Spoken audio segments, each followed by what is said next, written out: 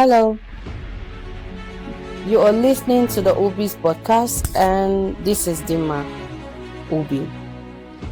Last week I told you about how I lost my husband and I was 8 months pregnant. Today, I'm telling you how I gave birth to my baby without him.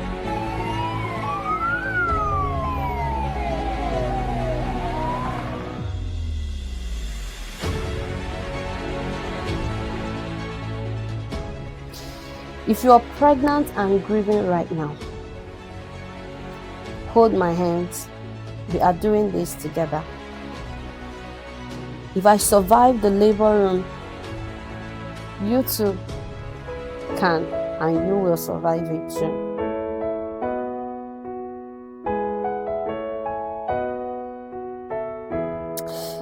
Nine months, they say, is for carrying your pregnancy, and 9 hours for labor, pain, and delivery. But mine seems like forever. So on this day, I moved into the hospital with my mom, my kids, and my favorite in-law, Caleb. And I was moved into the labor ward and everybody was waiting. But after some time, I was told that I wouldn't be able to give birth to the child because I was still grieving. I was down emotionally, mentally, and otherwise. So the doctors would come, check me, go. And each time the door opened, I was looking forward to see my husband peeped like he would usually do.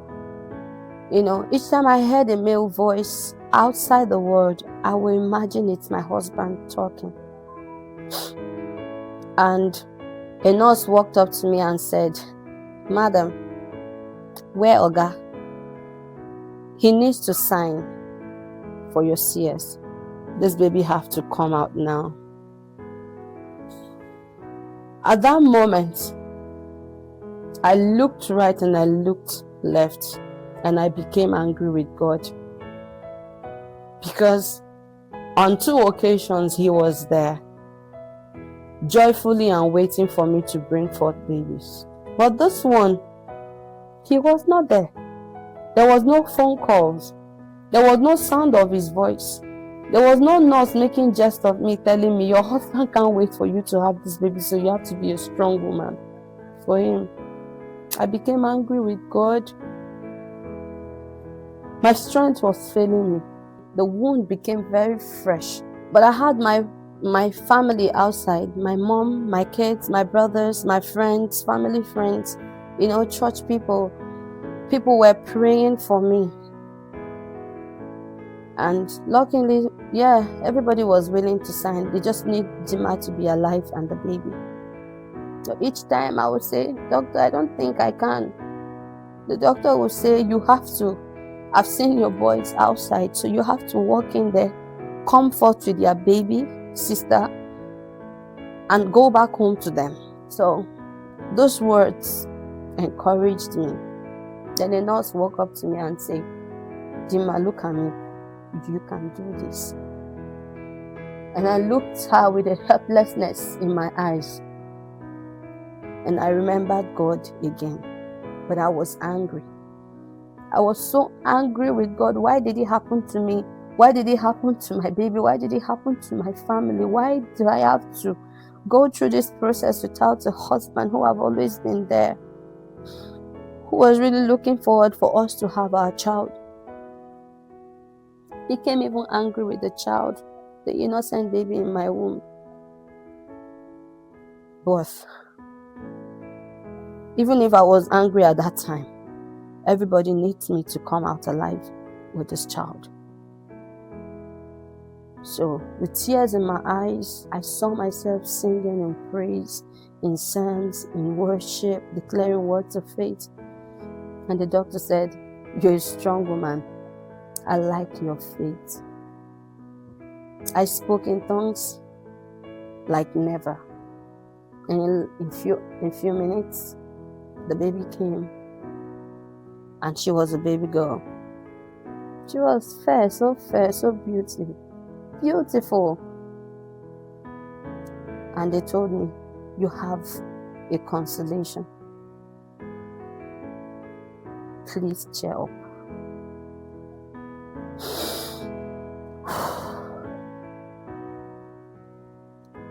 Now, I became so intense with grief because my husband would usually name his children from the hospital, but he was not present.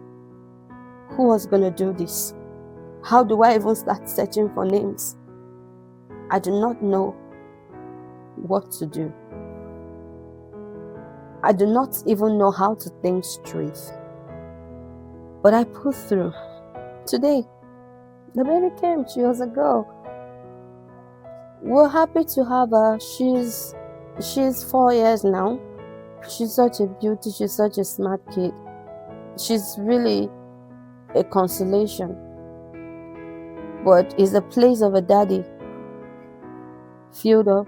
No. She still asks till tomorrow, why is everybody having a daddy and I'm not having a daddy? That question still hits hard on me, you know. But you know what?